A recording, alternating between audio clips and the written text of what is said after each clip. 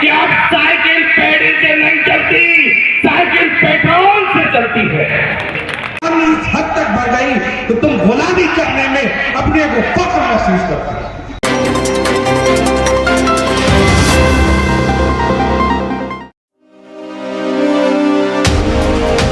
Samajwadi party में मुस्लिम अनदेखी को लेकर पार्टी मुखिया अखिलेश यादव से नाराज बदायूं के दिग्गज नेता पूर्व केंद्रीय मंत्री सलीम इकबाल शेरवानी और पूर्व विधायक आबिद रजा ने बुधवार को सेकुलर पंचायत में भारी भीड़ जुटाकर अपनी ताकत दिखा दी।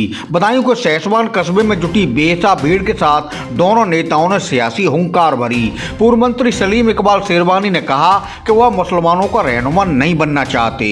जरूरत इस बात की है कि सभी सेकुलर लोग मिलकर आगे बढ़ें और अपना नुकसान होने से बचाएं। चुनाव के वक्त मुसलमान बहुत सोच समझकर फैसला लें, वरना हमेशा की तरह कोई उन्हें नहीं पूछेगा। पूर्व राज्य मंत्री आबिद रजा ने पंचायत के मंच से कहा कि सपा मुखिया अखिलेश यादव ने एम-बाई समीकरण के अर्थ ही बदल दिए हैं। सही बात तो यह है कि अखिलेश ने मुसलमानों की गलतफहमी दूर कर दी है।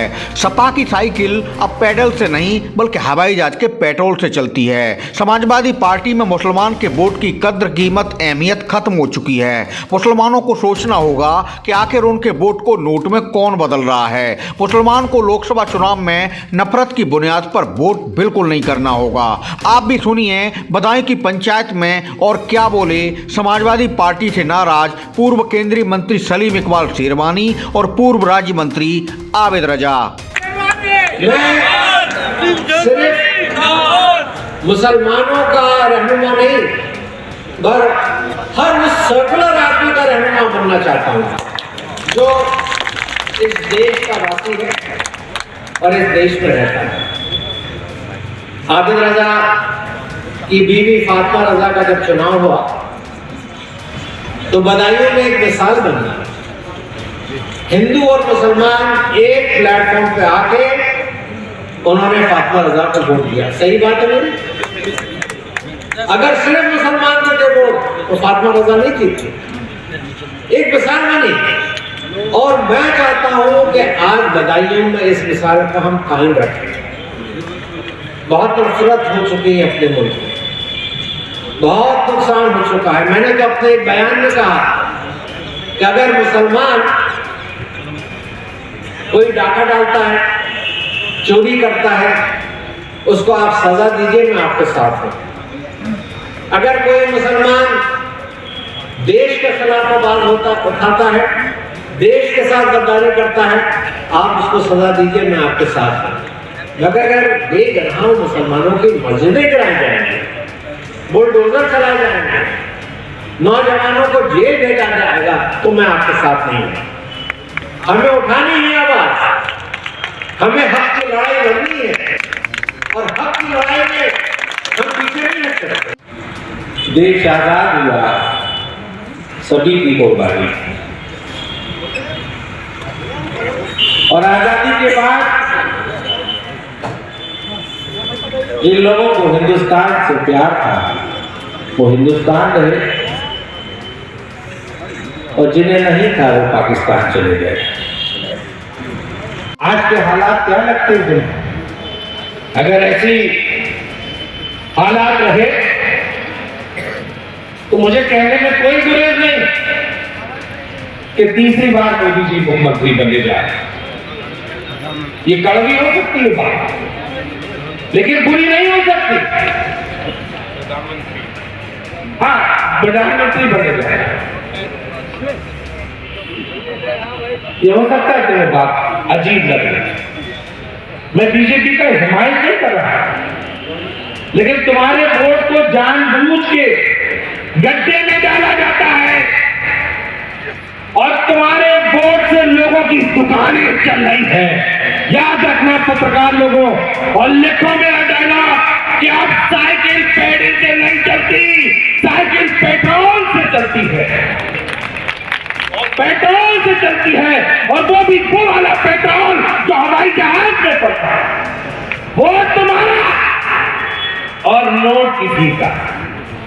दुकान चल रही है, यहां बात चुनाव की नहीं है, यहां बात तुम्हारे मुस्तकबिल की है, तुम्हारे खोए हुए जमीन की है, ना पाए हम, और तुमने ये जमीन अपना नहीं जगाया, तो याद रखना तुम्हारा वोट किसी का नोट बन रहा है और तुम्हारी आने वाली नस्लें तुम्हें माफ नहीं करेगी।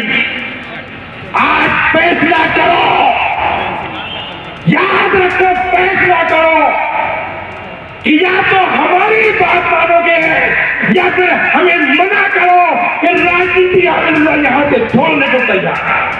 इस हद तक बढ़ गई तो तुम गुलामी करने में अपने को फख्र महसूस करते हो। 904 तुमने हुकूमत की, बेटे शेरवानी साहब तालियां बजा रहे हैं, नारा लगा रहे हैं, ये भी गाना 2019 में शरीफ शेरवानी साहब लगे थे आगे जाने जोली पहला के 20 वाली। आज हमारा टिकट कटा, शेरवानी साहब का टिकट कटा, तो जिम्मेदार वो नहीं है, जिम्मेदार तुम लोग हो। तुमने उसका बात मान ली होती तो ना विजय का टिकट कटता, उन्हें सचिन शेरवानी का टिकट कटता। तुमने 50,000 रुपये वोट पर बन दिया, जिसने पूरी जिंदगी तुम्हारी खिदमत की, जिस आदमी वजह है तुम्हारी हिमायत करते वक्त नुकसान की कभी परवाह नहीं की। क्या किया तुमने? तुम जीत के पीछे भागते हो, उसूल के पीछे भागना तुमने बंद कर दिया। कहां से जीता, कहां से जीता? जीत के पीछे भागना। याद करो तुमने बना हुजूर के साथी बहुत कम और सामने एक लश्कर, हुजूर के साथियों पे शक्तियां लाठियां और सामने तलवारें और घोड़े। बताओ जीत किसकी हुई? हुजूर सत्ते में गए और यह हय्यू या कय्यूम पर और जीत तुम्हारी हुई। लेकिन आज तुम जीत के पीछे भागते हो। मैं शेरवानी साहब के चुनाव में कह रहा था कि जीत और वजूद दो चीजें होती हैं। सीखो दलित भाइयों से, वो चुनाव जीते या न जीते, वजूद जरूर जीतते हैं। क्या किया तुमने 19 में?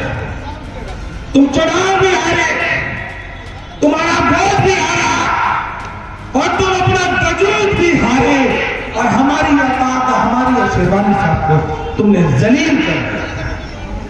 ये कहना था, अगर दिल से मानो तो ठीक और नहीं मानो तो भी ठीक। हमारा काम है समझाना।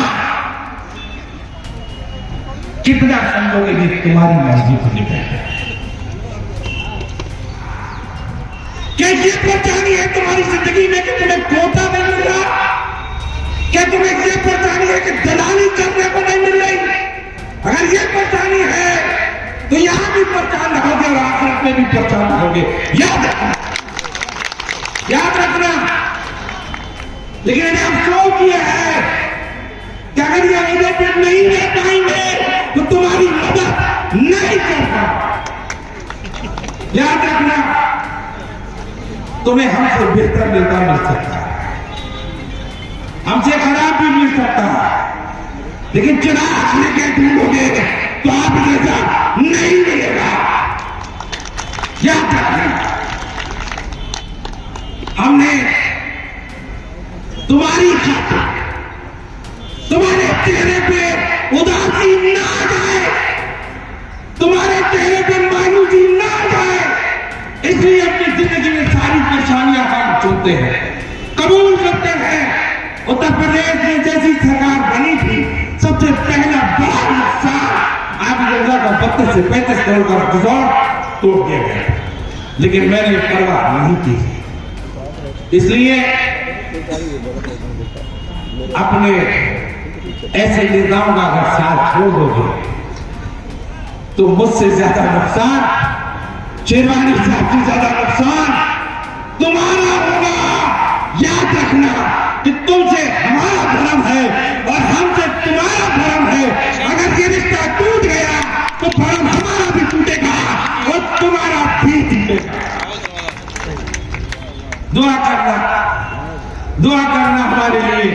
कि अल्लाह ताला हमें ऐसे ही हौसला दे और तुम्हारी खिदमत करते करते आखिरी सांस, अपने जिस्म की आखिरी सांस तक आमिर रकम से वायदा करता है कि तुम्हारा साथ नहीं छोड़ो।